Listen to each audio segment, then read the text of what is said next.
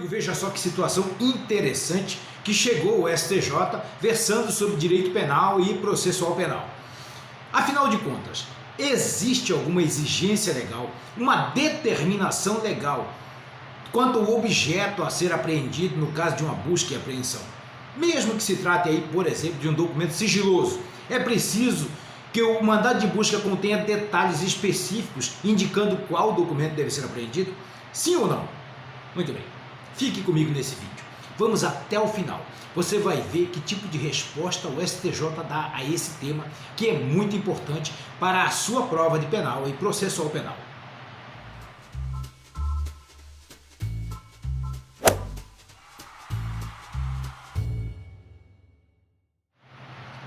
Meus amigos, é preciso dizer que a disciplina sobre a busca e apreensão ela é feita de modo assim detalhado pelo artigo 243 do Código de Processo Penal. E nele não consta nada do que deva ser especificado quanto ao objeto a ser arrecadado. Então, se não consta nada na lei, é porque não precisa constar, que não há essa necessidade. Como diz o próprio STF, quando teve a oportunidade de se manifestar nesse assunto, uma das vezes aí foi em 2014, uma relatoria lá do ministro Dias Toffoli, ele disse que deve ser conferido à autoridade policial uma certa discricionariedade quanto ao objeto a ser arrecadado e apreendido, desde que ele guarde pertinência temática com o tema que está sendo investigado, ele deve ser arrecadado. E a autoridade policial deve ter discricionariedade para avaliar isso no momento em que está realizando a diligência.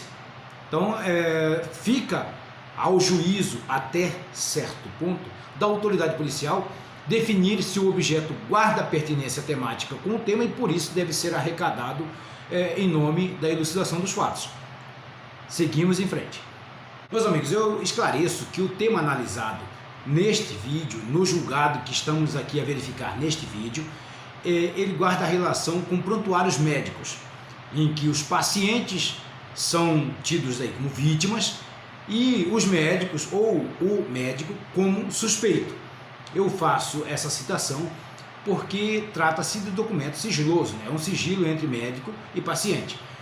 Ocorre que em um julgado de 2010, eu tenho aqui o número anotado, é o HC número 142.205 do Rio de Janeiro, julgado pela 5ª turma em 13 de dezembro de 2010, o relator lembra e menciona lá o artigo 240 do Código de Processo Penal e diz que ainda que consta nesse artigo um rol exemplificativo daquilo que pode ser feito no caso de uma busca e apreensão.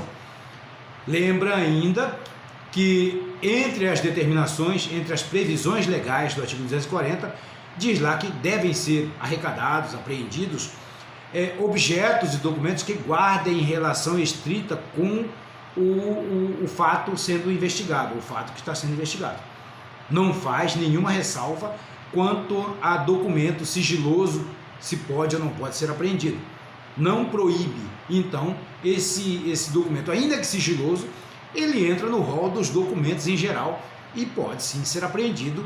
Nessa decisão ficou estabelecido isso. Bem, e como um último fundamento apresentado pelo STJ nesta decisão, ele diz que o sigilo que revestem os prontuários médicos, eles pertencem aos pacientes e não ao médico. O paciente é o titular do direito ao sigilo, não é o médico. Portanto, se houvesse alguma violação do direito à intimidade no ato de arrecadar e apreender os prontuários médicos, essa violação deveria ser arguida pelo paciente ou pelos pacientes que se sentissem aí lesados, e não pelo investigado, que é justamente o médico. Meus amigos, e feitos esses esclarecimentos, eu renovo aqui a nossa pergunta inicial.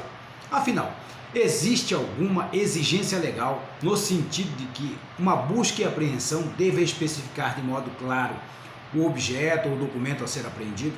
Sim ou não? Como melhor resposta, eu trago o trecho destaque feito pelo próprio STJ ao tomar esta decisão, neste recurso em HC. Olha só, me permita aqui a leitura.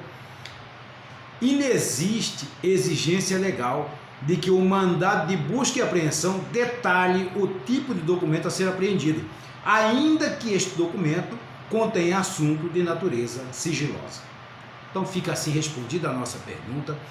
O documento, mesmo que contenha, sei lá, um viés sigiloso, ainda assim ele pertence ao rol dos documentos em geral e pode sim ser apreendido se guardar pertinência temática com o fato que está sendo investigado.